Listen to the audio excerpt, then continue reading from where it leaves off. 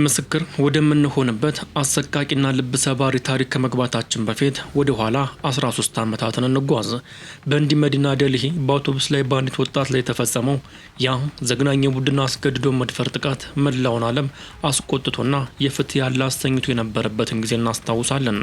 ያኔ ዓለም ከእንግዲህ ይብቃ ብሎ በጋራ ቢጮህም ዛሬ ግን በህንድ ምድር ሰብአዊነትን ሙሉ በሙሉ የገፈፈ ሌላ ተመሳሳይና አሰቃቂ ጥቃት ተከስቶ ህዝቡን በከፍተኛ ቁጣና ድንጋጤ ውስጥ ጥሏል። የታሪክ የአንዲት ምስኪን እናት የህይወት መቃወስ ብቻ ሳይሆን የስርዓቱ ቸልተኝነትና የፍትህ መጓተት ምን ያህል ሰዎችን ህይወት ዋጋ እያሳጣ እንደሆነ የሚያሳይ ማረጋገጫ ነው። ታዲያ ይህ አገራዊ ቁጣን የቀሰቀሰው አሰቃቂ ወንጀል የተፈጸመው በህንድ ቢሃር ግዛት ውስጥ በሚገኝ አንድ ድሃና ሩቅ መንደር ውስጥ ነው። ጥቃቱ የደረሰባት የ28 ዓመቷ የአራት ልጆች እናት በገዛ ቤቷ ቅጥር ግቢ ውስጥ ከባድ ግፍ አስተናግዳለች። በዚያ ጨለማ ምሽት ለግላዊነት መጠበቂያነት መጋረጃ ብቻ ወዳለውና ከቤት ውጭ ወደሚገኙ መጸዳጃ ቤት ባመራችበት ወቅት 5 ጨካኝ ወንዶች በድንገት ከበቧት። እጆቿን አስረው አፏን አፍነውና በስለት ሰውነቷን እየቆራረጡ ህይወቷን ገሃነም አደረጓት። የደረሰባት ሰብአዊነት የጎደለው በደል ግን በዚህ ብቻ አላበቃም። እነዚህ ጨካኞች በተጎጂዋ ማህፀን ውስጥ የተለያዩ ሹልና አስከፊ ቁሳቁሶችን በመክተት ወደር የሌለው ስቃይ አብረዋት እንዲኖር አድርገውባታል። በወቅቱ የባጃጅ አሽከርካሪ ሆነው ባለቤቷ ድምፅ ሰምቶ የነበረ ቢሆንም በመጀመሪያ የድመት ጩኸት መስሎት ነበር። ነገር ግን ሁኔታው ስላጠራጠረው ሊያይ ሲወጣ በሩ ከውጭ ተቆልፎ አገኘው።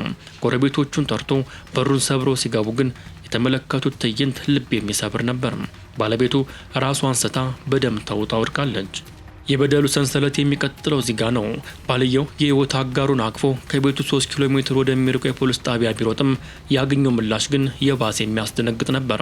ፖሊሶች የደረሰባትን አሰቃቂ በደል ሰምተው መዝገብ ከመክፈት ይልቅ ቅሬታውን ለመቀበል ፍጹም ፈቃደኛ ሳይሆኑ ወደ ሆስፒታል እንዲወስዳት በመንገር አባረሩት።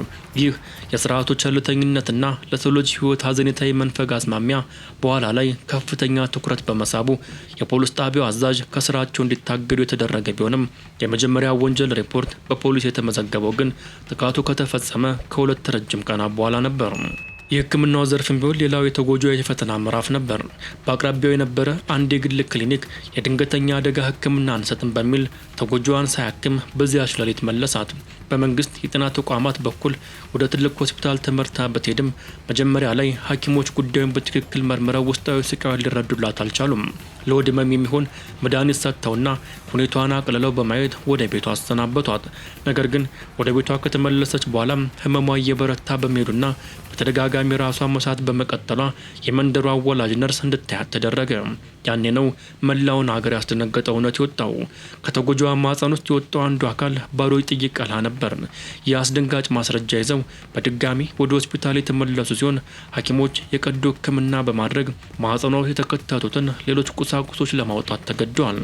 በአሁኑ ወቅት ፖሊስ በጉዳዩ ላይ ልዩ የምርመራ ቡድን አዋቅሮ 2 ተጠርጣሪዎችን በቁጥጥር ስር የዋለ ሲሆን ቀሪዎቹን ደግሞ ቀይ ወንጀል ታሪክ ያላቸውን ግለሰቦች በማደን ላይ ይገኛል።